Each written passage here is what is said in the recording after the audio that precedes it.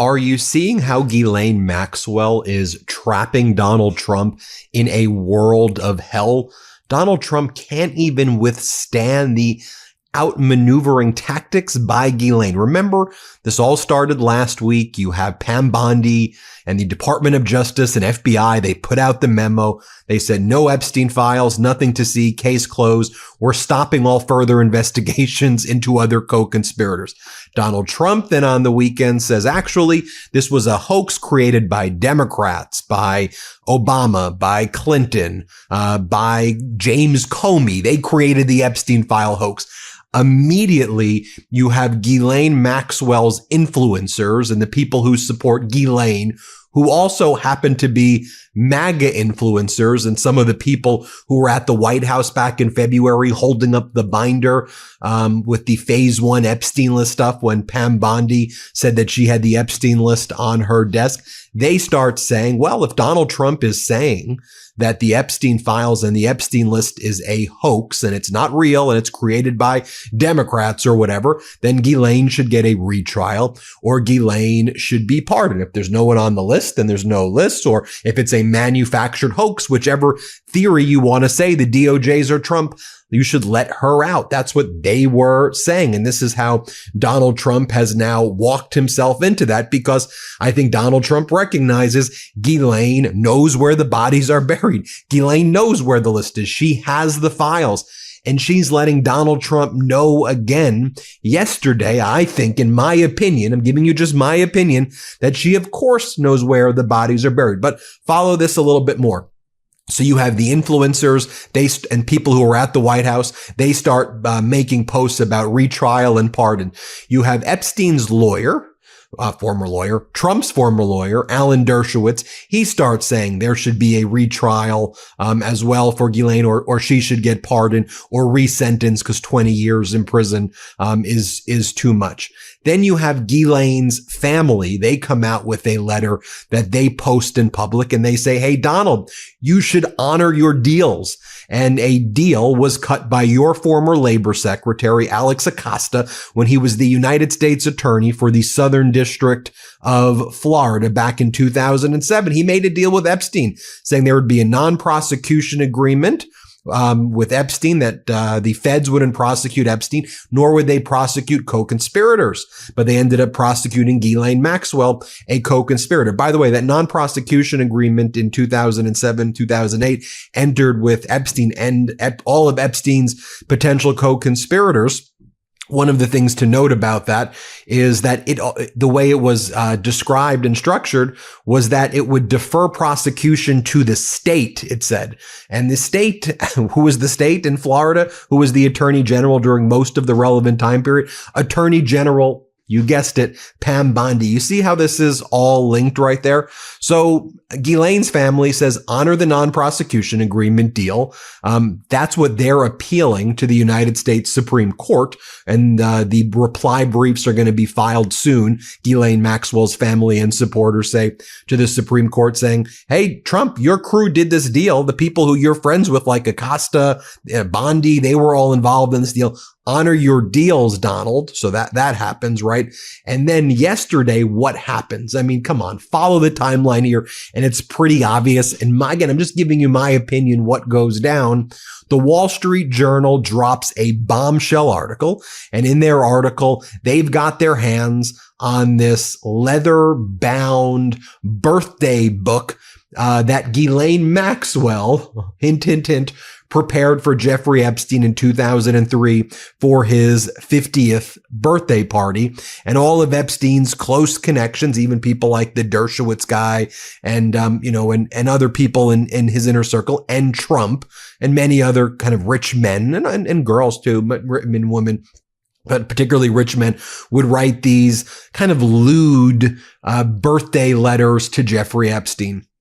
And so in Donald Trump's letter to Epstein that was published by the Wall Street Journal, and this freaked Donald Trump out, the way it was described was Donald Trump did a doodle of a naked girl on the letter to Epstein for Epstein's 50th birthday. Then there was typed letters or a typed statement by Trump to Epstein within the kind of doodle of the naked girl. And then Trump signed his name where the pubic region would be of the girl in the doodle that Donald Trump drew. And I believe, and that this was a warning shot that's sent by Ghislaine, maybe not even of her directly, maybe her team, maybe people around her. Maybe she previously gave the orders to someone. I'm not sure what she could necessarily kind of coordinate from jail. I don't know if it's a family member, but when I think who could have leaked the Donald Trump secret letter to Epstein in 2003 to the Wall Street Journal, I think it was her or someone close to her sending a warning shot to Donald Trump. The warning shot being, I know where the bodies are buried.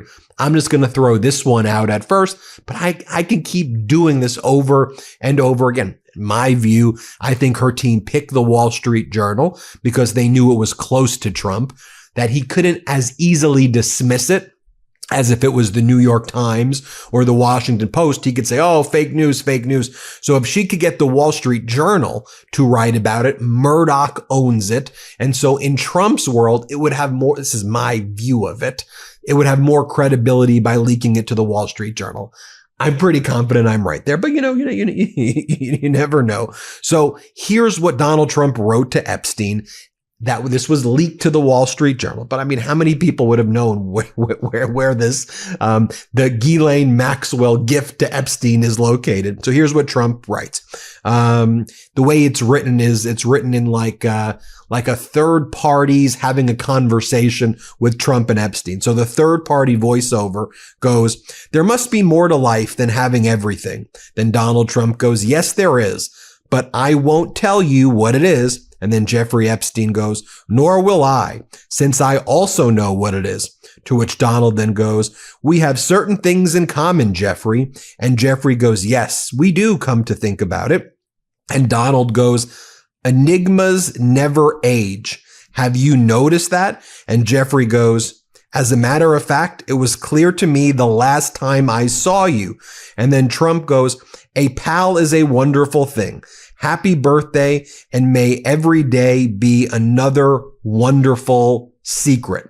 Another wonderful secret. Enigmas never age. Have you noticed that? And then Epstein goes, as a matter of fact, it was clear to me the last time I saw you. What do you think? Epstein's running a sex trafficking ring of young little girls at this time. What the hell do you think what's your opinion about what you think they're talking about? So what's Donald Trump's defense of this? He goes, I don't doodle. I don't draw anything. So that couldn't have been mine. It's not like I draw photos. Then this is what Donald Trump's post was. And again, you see how Ghislaine, bam, traps Trump. And Trump is flailing. I just want you to think about it like this. If Ghislaine can hold stuff like this over Trump's head, what do you think Putin is doing? What do you think Xi Jinping is doing? What do you think? I just want to make that point as well. So then Trump goes to social media. And by the way, remember when Hillary's like Senator Clinton at the time, or Secretary of State Clinton, she's like, if you can be baited by a tweet, what else do you think Putin's doing to him? So then Trump goes, the Wall Street Journal printed a fake letter, supposedly to Epstein. These are not my words, not the way I talk. Also, I don't draw pictures. I told Rupert Murdoch it was a scam, that he shouldn't print this fake story, but he did. And now I'm going to sue his ass off, and that of his third-rate newspaper. Thank you for your attention to this matter, DJT. Oh, so you don't do drawings, Donald. All of these, like Donald's like a big doodler. Like he was known for doing drawings, and these drawings have emerged like, cause he would auction them off. And so Donald Trump drew New York City skylines. By the way, he would draw on women's chests. Maybe that was a red flag as well, during the campaign. In Donald Trump's book, Never Give Up, he talks about how it takes me a few minutes to draw something. In my case, it's usually a building or a cityscape or skyscraper, and then sign my name, but it raises thousands of dollars to help the hungry in New York, through the food pantries. So he says he draws a lot in his own book.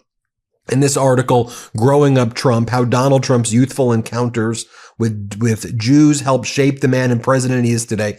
This is from 2017. One of his friends, Robert Klein, an accounting major who sat next to him in his accounting class, took notes of Trump doodles. By the way, the Wall Street Journal went very in depth. They talked about all the other people who contributed to this book, who helped bind the book, the leather bound company that was involved in this. And so they provided a lot of other substantiation there as well. And when Donald Trump's like, oh, I don't talk like that. Dude, you're the guy who talks about because you're rich, you could grab women by their genitals and get away with it. Remember when Donald Trump said that, then he was deposed? This is actually literally the way you sound like that. Here, play this clip. And you say, and again, this has become very famous in this video, I just start kissing them. It's like a magnet. Just kiss. I don't even wait. And when you're a star, they let you do it. You can do anything. Grab them by the pussy. You can do anything. That's what you said, correct? Well, historically, that's true with stars. It's true with stars that they can grab women by the pussy? Well, that's what it's, if you look over the last million years, I guess that's been largely true. Not always, but largely true. Unfortunately or fortunately. And you consider yourself to be a star? I think you can say that, yeah. So where is this all going, and what's the end game here? I mean, I think Ghislaine is angling for a pardon. Donald Trump, in my views, already given her a golden ticket for a retrial. So let me just evaluate both of those for you right now. Number one, the retrial. Trump giving Ghislaine a golden ticket for her to potentially get her sex trafficking case and her conviction dismissed.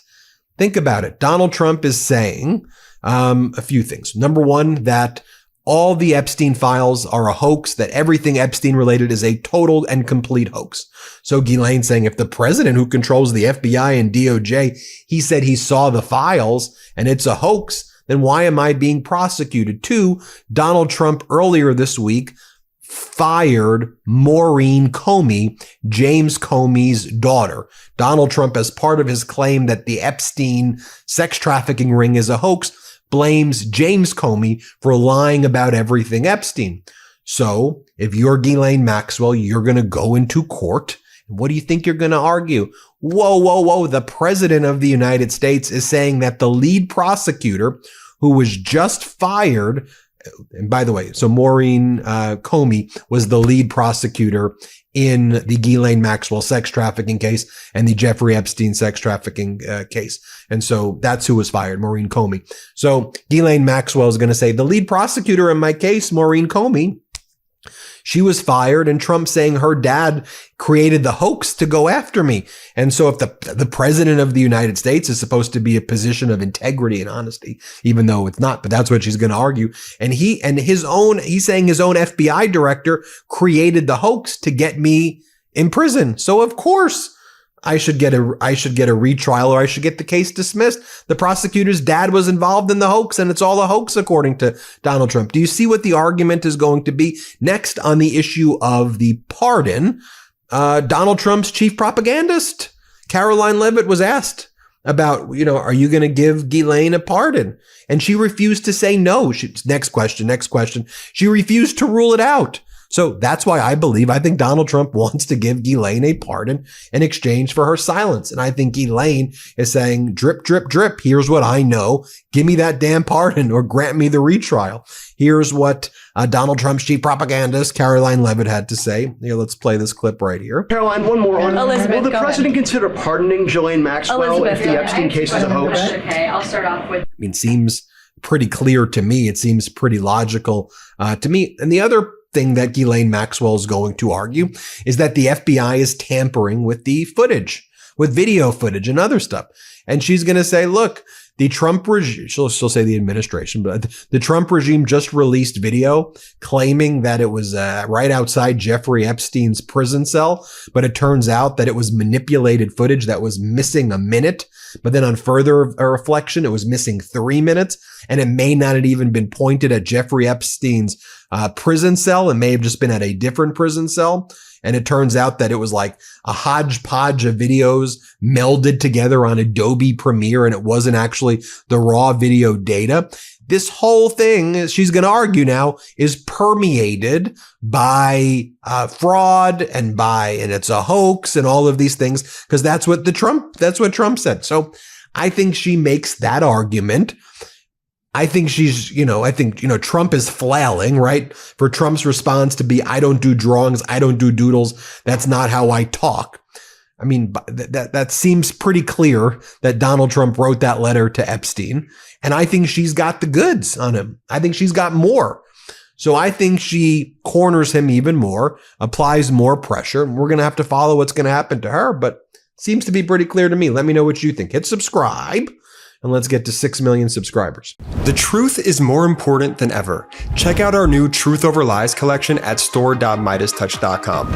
All 100% USA union made.